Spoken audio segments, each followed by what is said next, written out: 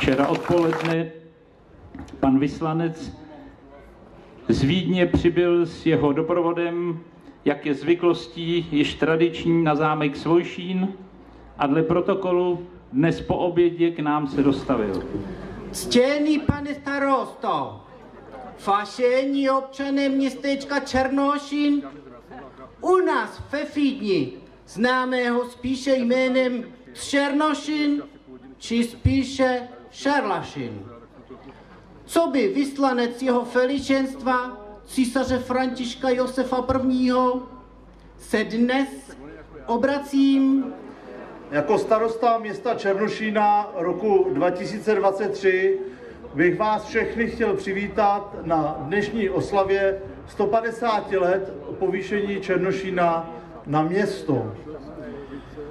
Jako burkmistr černošínský z léta páně 1873.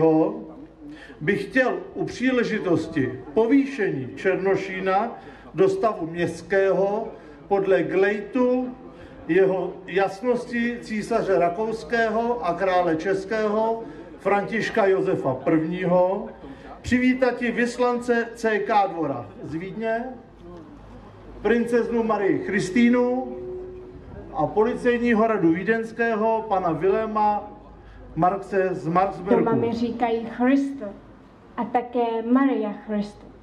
Bratři mě šmidlují a volají rézy bézy skrz mé vlasy.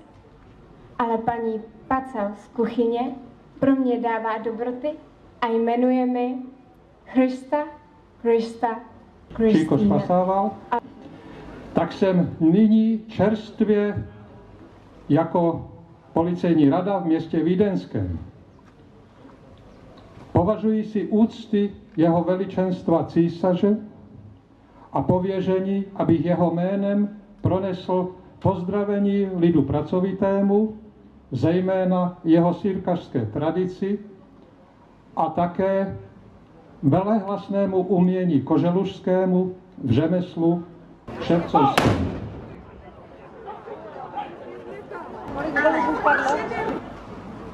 Zámeckým pivovarem vymaloval Maushaus samý ženský prde. Prý taky po nohu. Ale byly tam ty ženský polonahy a říkám. Ale, oni dali tu novou pečátku a koukají, že jim to udělali pěkně po šlendriánsku. Vždyť to mají napsáno město Černošín. A město Černošín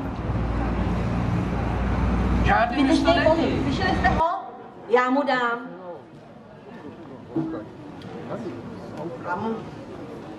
A on jenom skoval. A on jenom dal.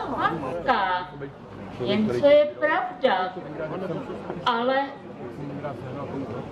město Černošín. Ano. Falzifikát, no, to je hustý. Teď bojuje se, jak ta kouká nad ničím nezastaví. Černošíně orazítkovala falešnou pečátkou. Protože lažanský uhlíř, který pod Volštejnem uhlí pálil a právě z uhlí a byliny barvičky přihotovoval, měl každý značku na zadečku až do smrti smrťoucí. A jak tak na vás koukám, tak mi nevěříte ani slovo. No, dobře, takže... Vezma, Johanko, Olíku, Danuško, Jaruško, Míro. Pane starosto, důkaz máme a předvést ho můžeme. Pozor! Teď!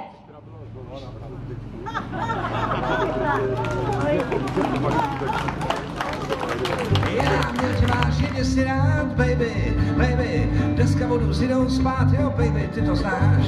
Oh yeah, ty víš, jak to bolí, oh yeah, jo, baby, ty se máš, já. Odsouzenej nevinnej chtěl dělat, co se má. Vaří, až se z něho páří. Navařil nám kašičku, děkujem ti, hrničku.